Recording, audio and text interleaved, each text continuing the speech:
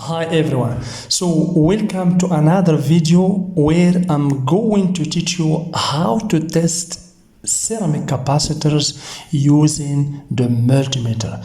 But before diving into the details, make sure you subscribe and click the notification bell to stay updated for future videos like this one. And please, for anyone who wants to join me in my Patreon page, you are very welcome. I can be your mentor, okay, and I can help you fix your computers, motherboards, laptop, any electronic device you want. Okay, so let's get started. So basically we're going to see how to test ceramic capacitors in the laptop motherboard using the multimeter and also in the tablet motherboard. So basically, to test the ceramic capacitors, we're going to select, as you can see here, the continuity option. Okay, so I want to add here that you will find ceramic capacitors around every integrated circuit, as you can see here. Do you see the ceramic capacitors? That's why the ceramic capacitors are very important. Okay, do you see here we have IC, here we have ceramic capacitors. Now I have a question. Before testing the ceramic capacitors, I have a question.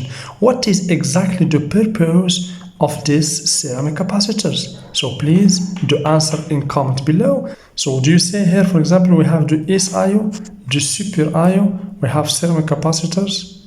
Okay, we have this IC ceramic capacitors. So for the chipsets, so in the back of every chipset, as you can see here, we have ceramic capacitors. So the same as you can see for the tablet motherboard also. Do you see for tablet motherboard?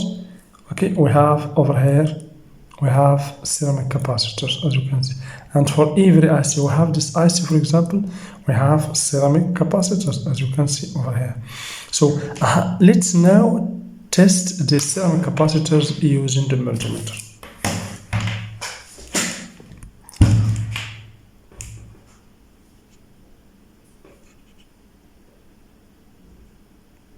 So as you can see here, for example, this is many ceramic capacitors around this IC. This is a controller IC. So basically, a failed capacitor is the capacitors that is shorted in both sides. Okay, so if we check the capacitor and you get in the multimeter like this, means the capacitor is shorted. Okay, so let's take this one for example here. We get a reading. So this capacitor is good. Let's check this one here. This one also is good.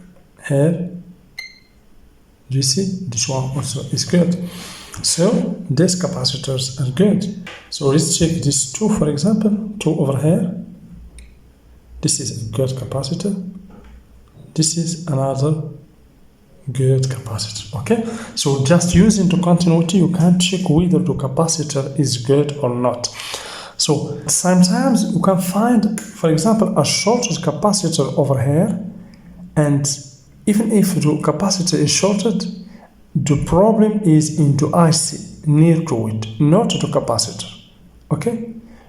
Because when the IC is shorted, the capacitors around it also will be shorted. Why? Because these capacitors are connected to the IC.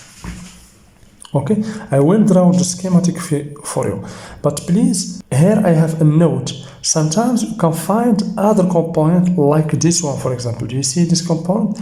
This component is like a capacitor, as you can see here. We have here L, but this is not a capacitor. This is inductor or coil. Okay, the reference here for inductor is L, but for capacitor the reference is C. Okay, so if I check this inductor, I will get a continuity in the multimeter. So let's check, as you can see. So please pay attention. This is not a capacitor. This is inductor. Always the color for inductor is black and the capacitor is brown. So I hope so that we find a shorted capacitor here, a shorted capacitor in the motherboard in order to understand clearly. Here, for example, we have two capacitors. This is B capacitors. Let's check it. This one is good. The second one is good.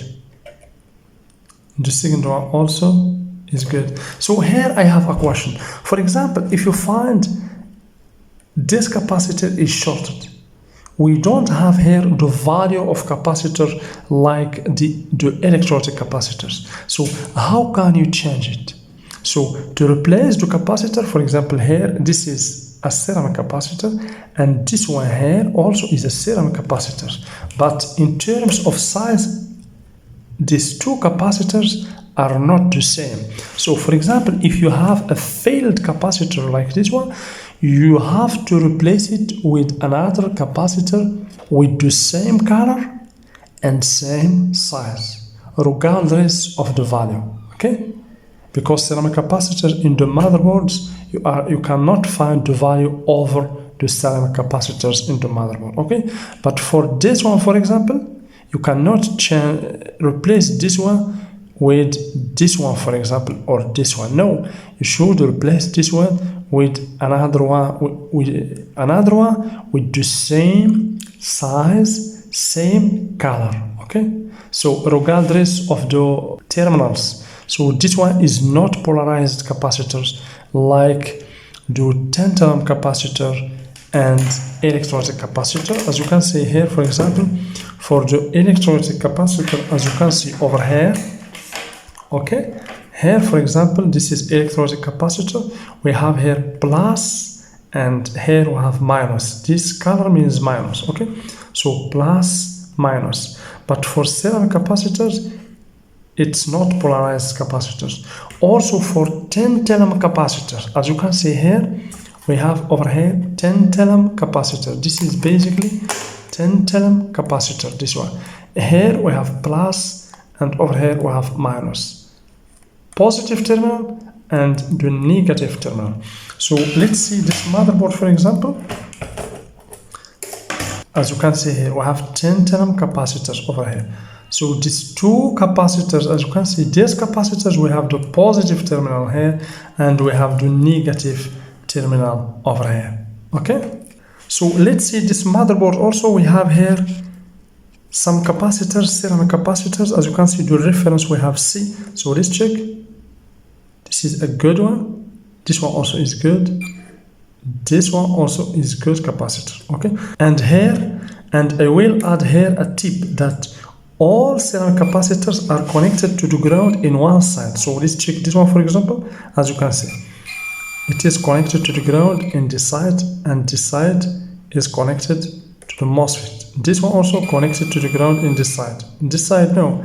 This one also connected to the ground in this side, okay? So here, as you can see, we have the trace. This part, as you can see, is connected to the ground. Here, I made a video about how to track signals in the motherboard. Always try to use these parts in the motherboard, okay? So now let's check some ceramic capacitors into tablet motherboard, as you can see over here. Here, basically, we have some ceramic capacitors, as you can see. So we can test it using the same working principle. As you can see here, let's check this one. Do you see? No short. This one also is not shorted. This one also is not shorted, means these ceramic capacitors are good. So remember, to test the ceramic capacitor, you can just use, as you can see here, the continuity option. Here, the continuity option in the multimeter. So basically here, so this is the symbol for the ceramic capacitor, as you can see. And for polarized capacitor, we have this symbol with plus here, or this symbol. This symbol also is for electrolytic capacitor. This symbol here means minus. So, as I told you before, in around every IC in the motherboard, as you can see here, this is basically IC. So around every IC, you will find some ceramic capacitors, as you can see. Always the ceramic capacitor is connected to the ground in one side and connected to the IC in the other side, as you can see. We have here another, as you can see. So basically here, for example, we have C1, C2. Okay. So when you find, for example, this capacitor is shorted in both sides, means automatically the IC is shorted to the ground, because as you can see here, the IC also has many pins that are connected to the ground. So when you find a shorted capacitor, it could not be the capacitor that is short, no, the IC.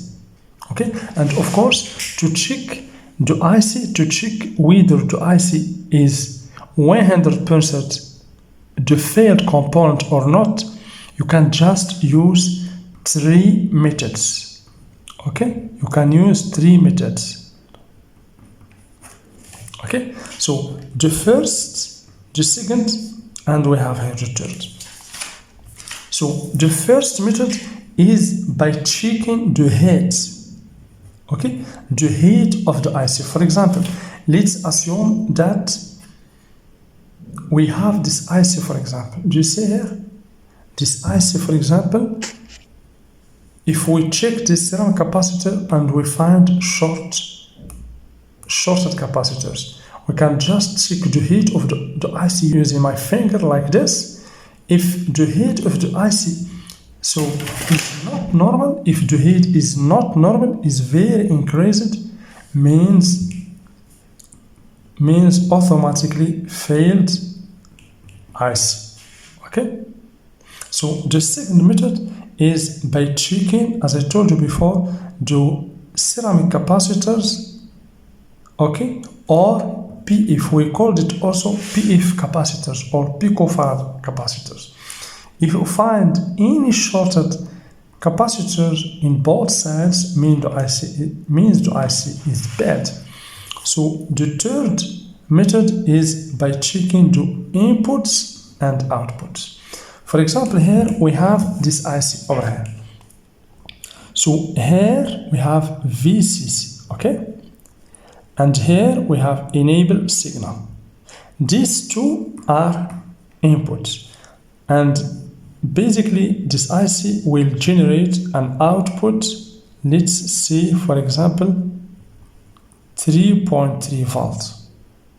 So if you don't find 3.3 volt in the output, you should go back and check these inputs. So to check these inputs, basically we need the schematic. Okay, the schematic or the data sheet of the IC.